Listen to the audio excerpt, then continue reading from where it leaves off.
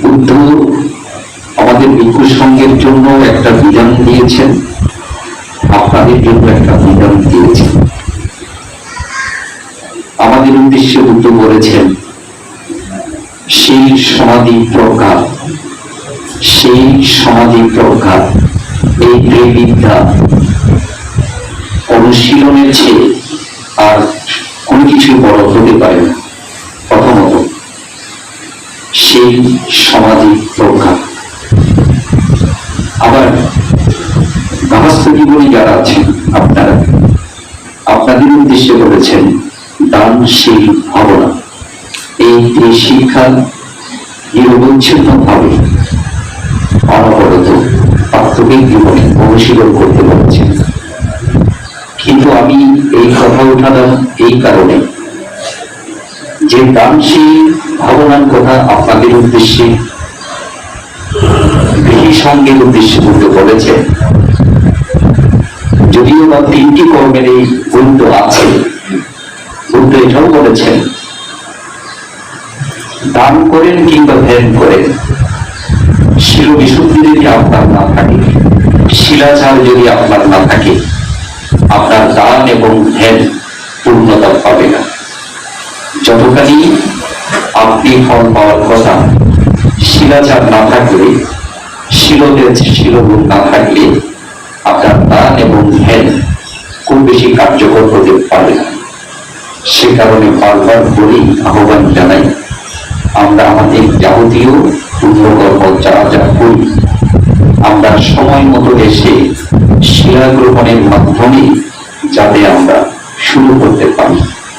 দীর্ঘ সময় ধরে যেটা হয়ে আসছে পরম্পরা, সেটা হচ্ছে সংখ্যা।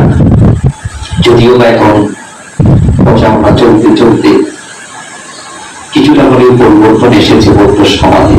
একটা দীর্ঘ সময় গেছে, এর মধ্য দিয়েছে এখনো অমুক আসেনি, সমুক আসেনি, ওনারা আসেননি, তিনি আসেননি, অমুক ভান্তে আসেননি, সবাই আসলে পড়ুন, শিলা গ্রহণ করবো, আগে অন্যান্য কিছু চলবে।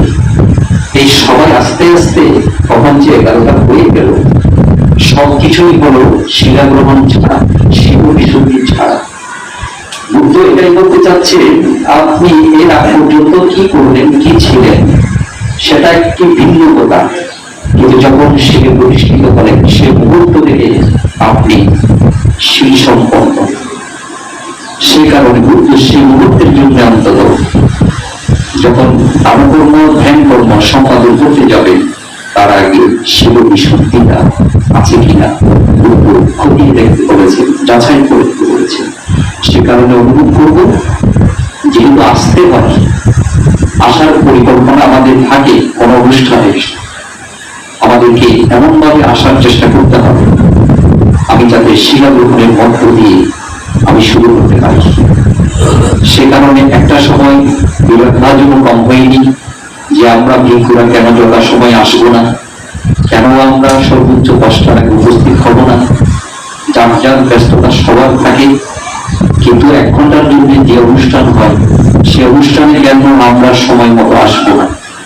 এসব কথা বলতে বলতে আমি ক্ষেত্র বিশেষে বিরাটভাজনও কম হই। কিন্তু সুসংবাদ হলো আমরা 80% আমরা সেখানে আমরা পরিবর্তন আনতে পেরেছি, আমরা এটাকে শূন্যের কোঠায় নিয়ে যেতে।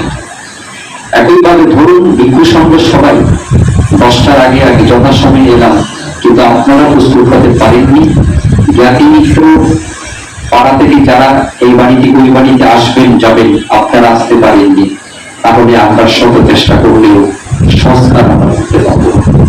সে কারণে বলি, যেহেতু আসবে সময় মতো বিশেষ কোনো সুবিধা না হলে আমাদেরকে অবশ্যই এমন ভাবে আসতে হবে যাতে 10টার মধ্যে আমরা উপস্থিত হই, প্রথমে শিবে প্রতিষ্ঠিত হয়ে আমাদের যাবতীয় পুণ্যকর্ম আমরা সম্পাদন করতে পারি। সেটা হোক বিহারে, হোক কোনো বাড়িতে, এই চেতনা যাতে আমাদের মধ্যে কাজ করে, সে আহ্বান জানাই।